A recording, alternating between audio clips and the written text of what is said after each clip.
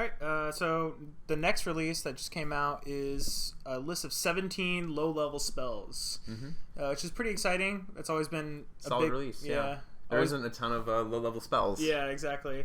And especially if you're like trying to go a certain build, it always feels like you're very restricted. Right, you're very restricted, and there's not many things that fill your criteria until you get to like higher levels. Yeah. So this gives you kind of like the opportunity to.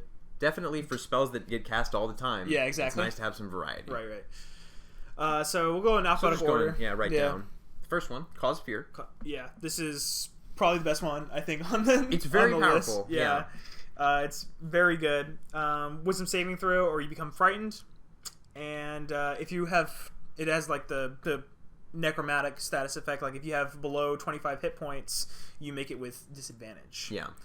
And there's no save on their every turn on their turn. Right. It's until the spell's over. Exactly. So up to 1 minute. Yeah. As well. So. And the fright condition is pretty brutal. Yeah. So this is some great. Great crowd control. Great. Necromancers actually have like good. Yeah, they have a good first level spell. Yeah, we'll get to another one a little later on. Yeah. It's here. It's a viable thing to just go like sort of evil necromancer wizard. Yeah, and like that really you didn't really have that because there was not that much like depth in the spells, especially early level. Yeah, everyone is sort of stuck taking the same couple. Yeah. So the next one is probably the most fun one, I think. Yeah, very very RP, but still like good. Yeah, still which very we'll good. Get to. Ceremony. Yeah. So it's a cleric and paladin spell, and it gives you access to basically a list of ceremonies. Yeah, a list of ceremonies. Each one takes an hour. Yeah. And we'll go through them. Yeah. The first one is Atonement, which is classic D&D Atonement. Right. It allows you to bring a creature back to its original alignment, should they have like fallen from. Right. I guess if they've fallen, if they're a paladin, or if like some kind of magic causes them to shift. There isn't quite as much of that in this edition, but it's a handy thing. This whole spell is kind of like or the atonement in particular is a good like plot hook. Like, hey, you need to get this guy atoned, so let's go find a guy who can do it. Or you are atoned. Hey, this person has been screwed up by magic. Go and fix him. Yeah, exactly. It's pretty solid.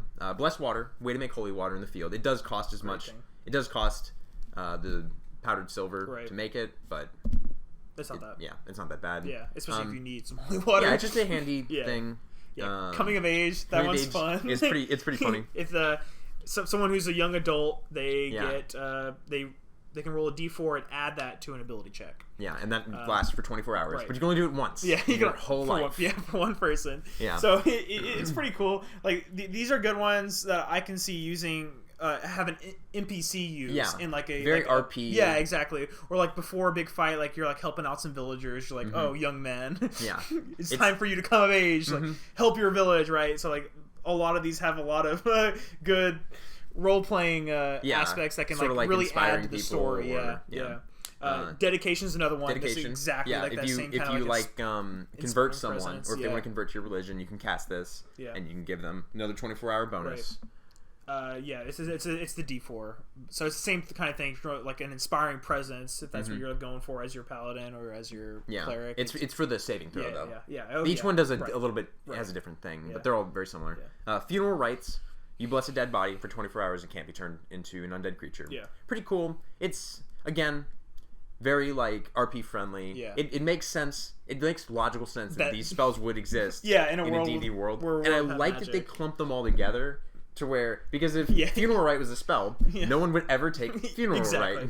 But if you have ceremony, because it has like all 5 of them under one roof for cool stuff. Yeah. Investiture. This one's the most interesting. Yes, I will say that. We'll talk about marriage first, and then we'll come back to investiture. Let's talk about marriage. All right. So basically, if you marry someone, they get +2 bonus to their AC while they're within 30 feet of each other. So pretty awesome. Actually, very powerful in the game. Interestingly, might have a few. Is it a shotgun wedding if it's in D&D? That's something like crossbow wedding. Like, oh god, we're so damaged right before we get to the final boss. Big evil boss, like underground in this dungeon. Let's do this real quick. It's like a green card between marriage. 2 adults. It's basically we need that bonus to our AC. Let's use it happen. We can get divorced afterwards. It's fine. It's fine. But for right now, we need to commit. It's pretty fun. Another thing. Actually, very solid. +2. It's hard to find AC bonuses in 5e. Exactly. But so now investiture, the most interesting one. Okay, so you cast ceremony. Yeah. Yes, and then you also expend a first level spell that you have. You expend the spell slot, and you use any material components or anything like that. So basically, you cast another both. Spell. Yeah. Yes, and you can give the spell that you cast, not ceremony, but the spell that you cast. I guess you could give ceremony. I don't quite know why you would. Anyway. To cast investiture. Yeah, to cast investiture again. Anyway, you. Oh wow! Yes, you could. Oh, and then they could cast investiture. Yeah. So basically, you take that first level spell. And then you can cast it on. You can cast it. Yeah. So another person can cast. Yeah. So like obvious ones are like damaging spells. Right. That's boring though. Yeah. Find Familiar is a first level spell. If you have a paladin in your party and you have a wizard in your party that has Find Familiar, everyone now has a familiar. Yeah. It's quite the combo. Yeah. There's a lot of wombos to be comboed here. There's a lot of ways. Like a lot of different classes can get it because there's just a lot of ways for classes to get other classes spells. Right. This is a lot of potential. Yeah, it's a lot of potential for. I don't know being that busted, but it's not. Actually, it could be pretty busted. Everyone having a familiar is pretty good. Pretty insane. For like the pretty tight action economy. Insane, yeah. That 5e has. Yeah. Pretty good. It's crazy. I didn't think about casting investiture instead of giving it to a wizard. Yeah, who then giving it to another person. Yeah, we were talking before, like, okay, so you would have to multi-class, or like take it as another thing. It doesn't say. Very interesting. Yeah, it doesn't say another spell. Choose one first level spell that you have prepared. So cool. All right, so a lot of potential with that. You're gonna see a lot of cool creative things done with that. That's what I like about just more variety, like more creative. Anyway, so moving on, Chaos Bolt. Yeah. Okay. Looks pretty fun. Yeah, it's a cool spell. It's another option for your first level damaging spells. Yeah. What you do is you roll 2d8. And you do damage equal to 2d8, but you pick the kind of damage. There's a d8 table. You pick the kind of damage. Say you roll a 2 and an 8. Yeah. You can pick either cold or thunder damage. Each one has a different damage type. I think it's pretty much every damage type in the game. Yeah, I think so. There might be one left out. Acid, cold, fire, force, lightning, poison, psychic, and thunder. Yeah. Now, here's the thing, though. If you roll doubles, the bolt jumps to another enemy within like 30 feet, and it can continue to do this forever. But you do roll again. Yeah. So you could keep getting that double streak going and going. It's not there's potential for 3%. It's even less because it's a 1d8. Yeah, you're right. So, but it's rare, but it's cool. It fits with the like sort of chaos wizard, like wild magic. It fits really well with wild magic sorcerer. Yeah. Really well. It's pretty cool. It's a neat thing. It's another level 1 damaging spell that is unique. That isn't just firebolt, but with ice. Yeah. It's cool and different. And I always like that in spells. Yeah. Guiding Hand. This is another one. Talk to DM before you take this one. I don't know. I think both me and you are DMs, and I can think about like 100 different scenarios where I'm like, I want the party to just be able to get there. So here's what it does. You cast it, and a spectral hand appears, and you say, I want to go to Castle Grayskull. Yeah. If Castle Grayskull is a place that someone has visited before and is on a map, any map, the hand will point you in that direction. Yeah. And it moves as fast as you. Yeah, and you walk towards the hand, and then the hand continues to go in that direction. So it's cool for like low-level divination. It's a compass hut, basically. Yeah, it's a compass hut. Yeah. It really is. Yeah. Yeah. So it's a really cool way to like get somewhere that you don't necessarily know where to get to. It does last 8 hours, so like you can can cover a lot of ground. Yeah. But it is somewhat limited. Yeah, I think it's helpful. It's very helpful. It's helpful for DMs to be like, all right, we need to get this thing moving. Yeah, like they're lost. I don't really know how they would find out. Right. So yeah, it's pretty solid. Again, it gives low-level divination sorcerers or wizards a thing they can do that is divination, because a lot of the you need to wait a few levels previously to get divination spells, and it's another tool in the toolkit. That's nice. It's pretty good. Next one, Hand of Radiance. It's okay. Yeah, it's okay.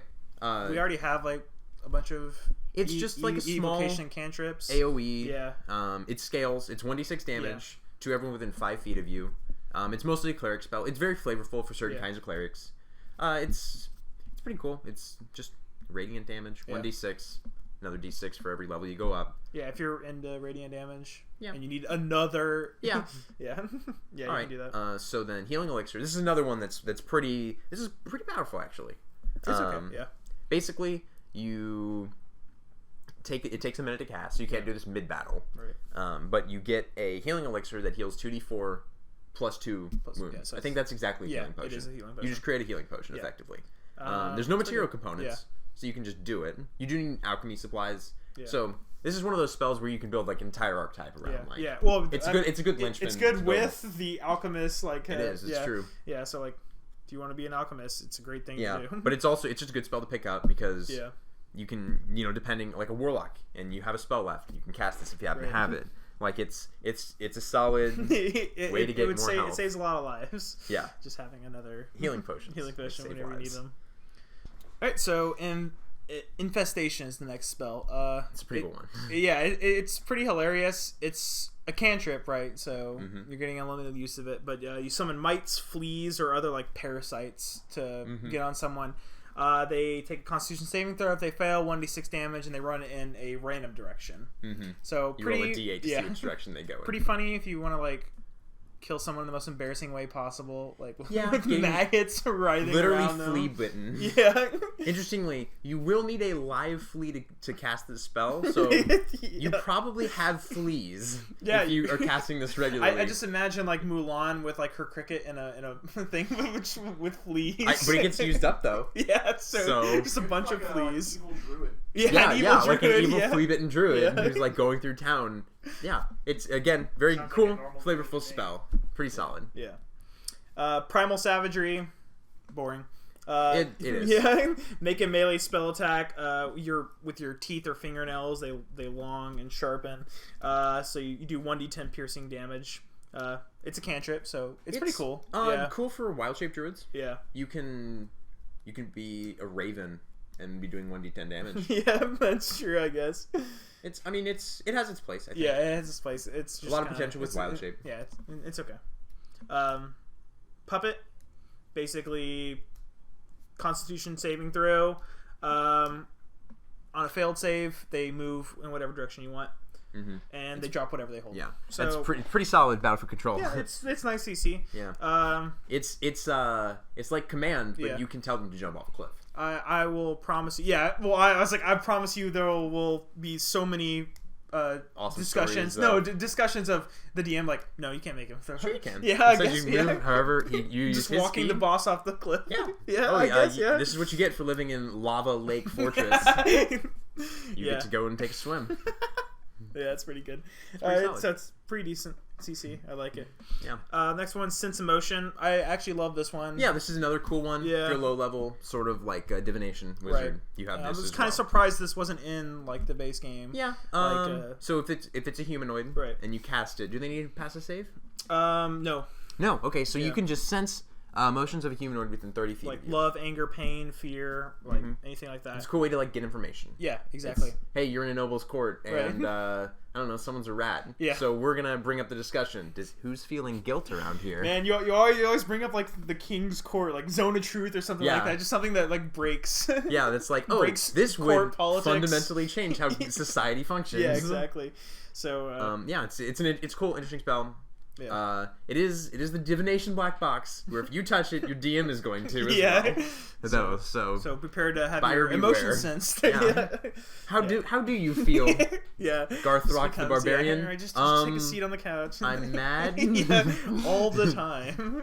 That's his secret. Yeah. It's pretty good. All right. Next one, Snare. Takes a little setup. It's pretty good though. Yeah. Basically, you set up a snare.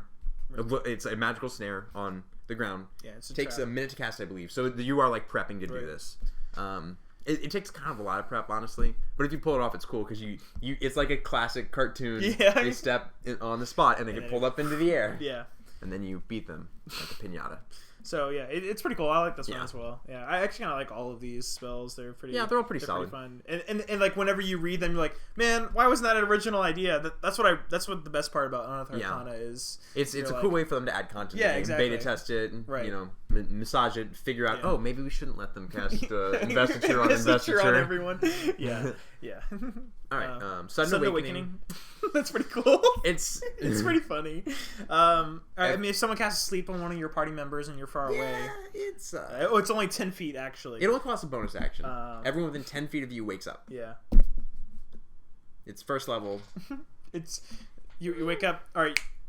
It's cool. You're the sentry guy. It's cool. Like I guess I've always wanted to, but I can never bring myself to play a wizard who just wasted spells on like mundane stuff. Yeah, awakening everyone. Yeah, like you get up. You just walk in. You don't even say anything. Yeah. You just cast it. They're like, yeah, it's a bonus. Yeah, but it is a first level spell though. Yeah. So yeah. If you're wasting spells, you're gonna be wasting. Mm-hmm. Yeah, it's not a cantrip or anything like that. The next one, Toll the Dead. When I read that, I was like, it's okay. And then I saw it was a cantrip, and I'm like, actually, it's pretty solid. That's really good. 1d8 damage. Yeah. If they're already wounded, it's 1d12. Yeah. So another one of the. Yeah. Yeah, there is a saving throw associated. Yeah, it's a wisdom saving throw. But yeah, as a cantrip, pretty awesome. Yeah. It's just again, your basic damage cantrip. Like as a necromancer, you don't have that many. You've got selection to throw like out. cool, dope, like low level spells. 2 of these in this are like must. Like Toll the Dead, it's pretty good. Yeah, it's good damage. You can be a necromancer now, I think, with this. Yeah, exactly. Especially with Cause Fear. Oh yeah. Yeah. The next one, Unearthly Chorus. It's for cool bard spell. Yeah, cool bard spell. Yeah, it's a pretty cool bard spell. Basically, you get a heavenly chorus to go on like you. They're your backup singers. Yeah, exactly. And you make your performance checks with advantage. And then afterwards, you have bonuses to interacting with people who saw your performance. Yeah. I think they're all friendly to you for like an hour or so. Yeah. Can you do it quietly or stealthily? Stealthily Unearthly Chorus, yes. Stealth spells. No. You can never cast spells stealthily, okay? When there are abilities that make spells stealthy, it's deception, you can't just do it. It's deception and persuasion. Against people that saw your performance. Yeah. That's pretty good. Yeah, and then they are also friendly to you. Yeah. So, pretty solid. It's a cool I see a lot of potential for like this, I think if you're going that sort of route with Bard, you take this and you got it. Yeah, it's very leans itself to some like great RP solutions to problems that still interact with the game mechanics, Yeah. which is always nice. Virtue, you give someone 1d4 plus your spellcasting ability modifier of hit points. Very good. Temporary hit points. Yeah, very good. That's important. Yeah, well, it's not really that important because the duration is only 1 round. So still, it's gonna be So it looked pretty good until I saw the duration. So if you know someone's about to get hit with some burst damage, this is pretty good. Yeah. It is. It's. Well, one of the ideas I saw is like if you're about to jump down somewhere. That's true. It's good to give yourself some temporary hit points and then jump down. Oh Lord! Well, this is the only way I go down to the bottom of the pit. Yeah, and jump down. We'll you're about if you know you're about to tank some damage. I guess you could cast it. Or like walk into a trap. Like, I don't really feel like avoiding this. Yeah. The next one, face check. Wild Cunning. Just another like cheat spell. I don't really like these for people players to have. Basically, it's like if you're so you're not proficient with survival. Yeah, exactly. So it's Outlander the spell. Yeah, basically Outlander the spell. Yeah, you can just like track things. You can find stuff to forage. I think these type of spells. Yeah. If 5th edition D&D was a different game, they would be a problem. Right. But because it is very much like, okay, we're just gonna kind of smooth things over, focus on the core of it. Yeah, we're here to like have. Yeah, we're not here to like. Yeah, this is high adventure role play fantasy. You gathering firewood. Yeah, like right? okay, but which birch trees? Yeah. Or maple? You know they don't find they burn that well. Yeah. So good luck. Yeah, it's not okay, a terrible thing to have. Yeah. It's kind of interesting because most of the classes that can take it are gonna have survival anyway, probably. Right. Yeah. So it's sort of okay. Yeah. I don't know. If you're just lazy. Yeah. Yeah. The next one, Zephyr Strike. Very cool. Very cool. Yeah. So you don't provoke opportunity attacks when you're moving. The duration is up to 1 minute. So for up to 1 minute, you just kind of like run around with impunity. Yeah. It's pretty great. Yeah. If you need to escape or if you need to go in, like basically, there's a lot of uses for this one. And the first time you make it a weapon attack, you roll with advantage, and your speed increases by 30 feet until the end of the turn. So you got like a kind of like a burst hit. Yeah. So interestingly, you could move your full 30 feet into range. Right. Do a weapon attack. Yeah. And then you have 30 more feet of movement. Yeah. Because the way 5e, you can just move and do a thing and continue your movement. And you don't provoke opportunity attacks, so it's a good. Good drive-by. Attacks. Yeah. It's pretty good. Sort of couple this with like. Other increases in speed, and you can really get going. Using like the dash action as a bonus action and all sorts of things, you could really get moving. It's kind of crazy because now I'm thinking like, man, who would be busted in this? So I would give it this investiture and then give it to someone. Yeah, what you do is this is like your Arcane Trickster Rogue has this. You're in the castle, you've taken it, they've alerted. Okay, Zephyr's Grace. You're running. You like just punch a dude. You keep running. You're just smoking through the castle. Right.